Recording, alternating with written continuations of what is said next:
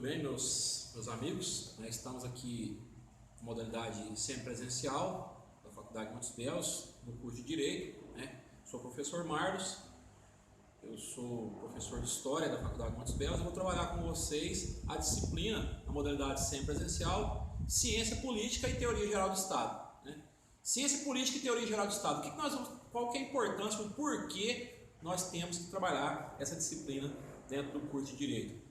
Haja vista que no curso de Direito, a maioria das disciplinas que vocês vão ver aí no decorrer da sua carreira acadêmica, estão relacionadas a Estado, as relações dos homens no Estado, os filósofos, os pensadores que estão relacionados desse contexto. Vocês podem ver que no primeiro período aí mesmo vocês estão estudando tanto a história do direito quanto a filosofia geral jurídica.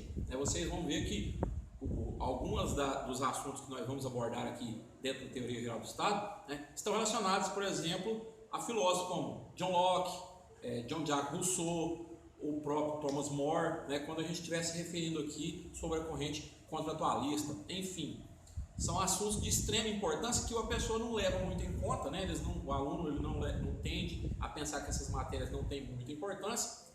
Porém, a análise e o estudo dessa disciplina e a conclusão dela de maneira satisfatória vai fazer com que o indivíduo ele tenha um desempenho muito maior ou melhor dentro do curso de Direito.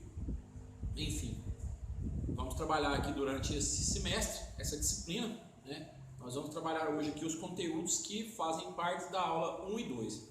Primeiro conteúdo, origem do Estado e formas de organização política. Concepções de origem do Estado. Existem 5 principais correntes que teorizam a respeito da formação do Estado, da origem do Estado. Temos a corrente teológica, a corrente familiar ou patriarcal, a corrente da força ou violência e a corrente contratualista e, por fim, a corrente econômica. Nós vamos mais adiante aí, nós vamos falar sobre cada uma delas. O que vale salientar? Isso aqui pode ser cobrado em prova? Claro. Por exemplo, pode ter uma questão da prova lá em que, falando a respeito das correntes que teorizam a respeito da concepção de origem do Estado, algumas opções, e você marque, por exemplo, qual delas não correspondem a essas correntes aqui. Então, é importante frisar que vocês têm que saber quais são as correntes que teorizam a respeito da formação do Estado, que são elas: teológica, familiar ou patriarcal, a de força ou violência, a contratualista e a questão da corrente econômica. A corrente teológica: uma divindade criou o Estado deve seguir os ensinamentos dessa divindade, toda a sociedade segue os preceitos religiosos vigentes, a soberania é legitimada pela religião. Isso aqui, pessoal, a gente pode observar dentro da concepção dos estados em que nós temos o poder divino dos reis. Isso aí, os estados nacionais modernos que surgiram após a Idade Média, no início da Idade Moderna, ou até mesmo alguns reinados, a gente consegue observar esse indivíduo, essa ligação entre o rei abençoado pela própria igreja, que esse rei se torna o próprio Estado, ou então essa divindade criou o Estado, essa ligação da igreja e o Estado. O corpo político é visto em 2 maneiras: o governante, que é a encarnação dessa divindade na terra, ou é um representante dessa divindade na terra. No primeiro momento aqui, o governante é a encarnação dessa divindade na terra. As teocracias. O que são teocracias? Governos em que os governantes são divinos. Exemplo, os faraós. Os faraós são exemplos, que o governante é a encarnação de uma divindade na terra. E os governantes representantes dessa divindade na terra, que é o caso do rei, que eu mencionei para vocês. A teocracia. A religião eleva o governo a chefe do poder espiritual. Os estados que existiriam, segundo essa ótica: estados do Oriente Médio, o Antigo Egito, a Babilônia. Para Tomás de Aquino, que foi o principal expoente dessa obra, esse ele se faz valer de pouco espaço religioso para ocupar o espaço político. A próxima corrente, a corrente familiar ou patriarcal. O Estado surge da evolução do sistema familiar, ou seja, nós temos a evolução dos pequenos grupos familiares, né, que vão dar origem ao Estado. Posso citar exemplo para vocês da sociedade das polis gregas, por exemplo. As polis gregas, né, evoluíram dos demos, né, que evoluíram para gemos, tribos, fratrias, que depois foram dar origem às polis. Né? As famílias primitivas se ampliaram e criaram grandes comunidades. A família mais representativa, mais forte ou mais numerosa, passava a dominar a determinada comunidade, iniciando a dominação em âmbito público. O governante era pai da família, ou seja, o patriarca, o pai da família mais representativa era o governante. O poder soberano legitimado pelo pátrio poder, a soberania era a ampliação desse poder patriarcal. Ela é perpetuada segundo o sistema de sucessão hereditária, ou seja, o poder sempre permaneceria na mão da mesma família, passando de geração para geração. Essa corrente procurou justificar o absolutismo monárquico, o poder da família real, como na Inglaterra, por exemplo. Posso citar a Inglaterra como exemplo, eu posso usar o exemplo da família da dinastia Tudor, né? Henrique VIII, né, e sua sucessão para depois Eduardo IV, depois sua irmã Maria I, depois sua irmã Elizabeth I, né? Assim, esse tipo de exemplo que eu estou dando aqui ilustra essa questão do poder da família, esse poder concentrado na mesma família. Este tipo de poder, esse tipo de corrente, ele teve decadência com o avanço da democracia, né? A democracia, que é o poder do povo, chegou, né, e fez com que em primeiro momento, esse poder real ele foi limitado pelo próprio parlamento, mas com a democracia, principalmente, esse foi extinto um pouco, ou não teve continuidade essa corrente familiar ou patriarcal. A outra corrente que nós vamos tratar aqui agora é a corrente da força ou violência. Para essa corrente, o Estado surge em decorrência das lutas e guerras. A força superior de um grupo provocou a submissão dos demais grupos mais fracos. Então, o Estado nasce para regular as relações criadas entre vencedores e vencidos. E os governantes são os mesmos que dominavam antes da formação do Estado, porém agora regulamentados por essa concepção de Estado que vai regular essas relações de dominados e vencidos. Ela teve duas influências marcantes. Uma, organicismo. O Estado é considerado uma criação e extensão da organização social, ou seja, os mais ricos estão, a escala social, a pirâmide social, a organização social é o que vai derivar, o que vai fazer com que esse Estado se organize. Ou o darwinismo, a dominação dos mais fortes sobre os mais fracos, além dos mais fortes se perpetuarem sempre no poder. Essa corrente procurou justificar o colonialismo territorial, econômico e social. Depois da Idade Moderna, aconteceu a expansão marítima comercial, em que se teve uma descoberta do novo mundo, eu coloco descoberta entre aspas, haja vista que o mundo aqui, nós já tínhamos aqui habitantes, né, os indígenas, né, só que os europeus aqui chegaram, dominaram esse novo mundo, passaram a explorar aqui, estabelecendo relações comerciais, tais como mercantilismo, tais como pacto colonial, né, obrigando as colônias a estabelecer relações com as metrópoles. Isso aí é um exemplo que eu posso dar para você então do Estado europeu, dos Estados europeus com as colônias americanas. A próxima corrente é a corrente contratualista. Nessa corrente, o Estado ele surge a partir de um contrato social. Ele é firmado sobre os seguintes requisitos: todos os homens devem ter a livre intenção de firmar esse contrato, ou seja, eu tenho a inteira intenção de abrir parte da minha liberdade para poder viver em sociedade.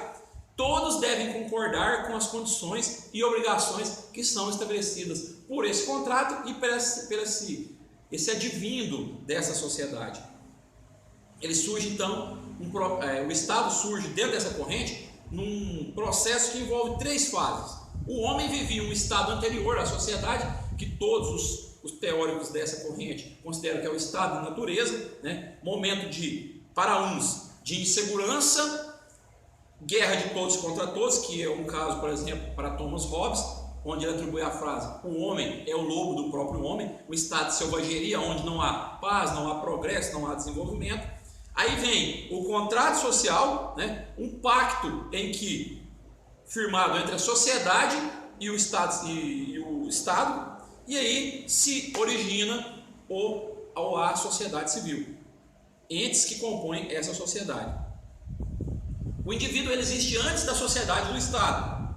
Era essa corrente que era defendida pelos ideais burgueses. Os principais autores dessa corrente: Spinoza, na Holanda, Thomas Hobbes e John Locke, na Inglaterra, e Rousseau, na França.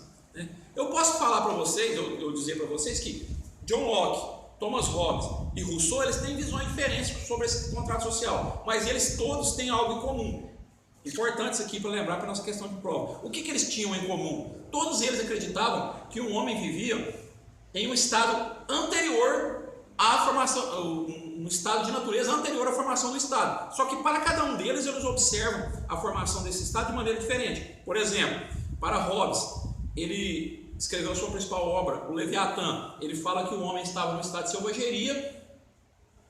Firma-se um pacto social que não permite que esse homem volte a esse estado de selvageria, e com isso virá o progresso, mas esse homem não pode se rebelar ou se rebelar contra o soberano. O Locke, ele fala que o homem não é mau na sua essência, em seu estado natural, porém, para prevalecer, para fazer valer a propriedade privada, né, ele é necessário um soberano que não intervenha no livre comércio, não intervenha nas relações comerciais, porém intervenha quando necessário, quando essa propriedade seja ameaçada. E o Rousseau, ele tem uma visão do homem natural, vivia da própria natureza, ele era um homem bom, aí vem a sociedade e o corrompe, ou seja, esse Estado, esse contrato social firmado entre sociedade e Estado, ele é um contrato podre, né? Ele já surge podre, ou seja, a propriedade privada, ela vem a corromper a sociedade. O pensamento de Rousseau, ele é a gênese para o pensamento que nós conhecemos hoje como socialismo. Corrente econômica. O Estado é produto do desenvolvimento econômico. A economia criou a divisão de classes, exploradores ou os dominantes, que são os detentores do meio de produção, ou os donos de mais-valia, que para o marxismo são os que chamamos de donos do capital. E os explorados ou dominados, né, que são aqueles que fornecem a mão de obra, que para dentro do marxismo nós chamamos de proletariado. Essas classes economicamente mais abastadas, ou os donos do capital, mantinham o domínio sobre os demais. Então o Estado é criado apenas para legitimar esse domínio. Assim, as classes economicamente dominantes passaram a ser classes politicamente dominantes, subjugando cada vez mais as demais classes. O Estado e o direito surgem para defender a propriedade privada, ou os interesses puramente das classes dominantes. Karl Marx, que é o cara que eu falei aqui agora mesmo, da questão do marxismo, ele é o principal expoente dessa teoria. Prega a revolução do proletariado como uma forma da sociedade ascender de maneira igual e real. Eu falei agora mesmo do Rousseau, né, na França, quando eu falei que ele era a gênese do pensamento sociológico. Karl Marx fala que com a revolução do proletariado, esse indivíduo, esse homem, ele vai tomar os meios de produção, tomar a real condição, primeiro ele tem que tomar a real condição, consciência da sua condição de explorado, promover a revolução, tomar os meios de produção, assumir os governos e assim levar a sociedade ao socialismo e posteriormente ao comunismo. E a teoria da origem natural, o Estado se forma naturalmente, concepção em que o homem naturalmente é um ser social, conjunção de vários fatores como a origem do Estado. Formas de organização política, né? Nós temos aqui alguns elementos, por exemplo, o Estado antigo, o Estado grego, o Estado romano, o Estado medieval e o Estado moderno. Dentro do Estado antigo, o pensamento trabalhado era ao mesmo tempo para todas as áreas de atuação do homem, tanto na política, na religião, na moral, na filosofia, na economia. Civilizações esse tipo de pensamento do Estado antigo ele se deu nas sociedades do Oriente e no Mediterrâneo. O Estado moderno surgiu com a indignação do povo com as aventuras dos monarcas que causavam constantes guerras e cobranças de impostos indiscriminada. Buscou-se então uma unicidade, né, que levou à afirmação de um poder soberano reconhecido numa delimitação territorial. Nós podemos dar exemplo para vocês da Revolução Francesa, né? E é um Estado propriamente dito, pois há uma afirmação de uma soberania política, jurídica, centralização do poder, divide-se em dois momentos: um Estado absolutista e depois no Estado liberal. O absolutismo, centralização do poder e das funções do Estado. A soberania se torna suprema e ilimitada. O rei absolutista tem um poder total sobre o Estado que representa o desenvolvimento do mercantilismo econômico e da economia monetária. A separação entre igreja e Estado passa a vigorar então, nesse Estado absolutista, o Estado laico, aquele Estado que é livre da religião. E o Estado liberal, ele surge com a Revolução Francesa em 1789, que ele é o Estado capitalista e constitucional, que é o princípio da supremacia constitucional e do Estado de Direito. Ocorre a descentralização das funções do Estado, né? Vocês vão ver aí também na filosofia geral e jurídica, trabalhando no Montesquieu, vocês vão ver aparecimento, a divisão do poder, o poder tripartite, onde vão surgir os poderes executivo, legislativo e judiciário, né? Que tornam então o Estado, fazem o Estado de democrático de direito. Esse desenvolvimento desse Estado liberal, né, ele foi movido pela lei do mercado, pela mínima intervenção estatal, emergência da classe burguesa, consagração do individualismo, que é um legado que foi deixado pelo iluminismo, e a concentração das riquezas no topo da pirâmide. Então isso aí é a evolução da sociedade burguesa, e o liberalismo econômico prega simplesmente a não intervenção estatal na economia do Estado. As leis gerais abstratas, nesse sentido, garantiria a igualdade formal, que seria o instrumento mantenedor da estrutura social, e se daria na consolidação das doutrinas e garantias individuais.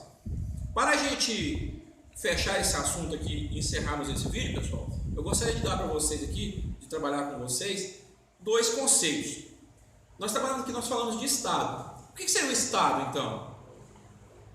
O Estado, um pedaço de terra, um pedaço da humanidade, um pedaço de terra, punhado de gente. Definições de acordo com a concepção, né, que é um fenômeno de força, ordem sociológica, finalista, jurídica, orgânica, organicista. O Estado é a nação politicamente organizada.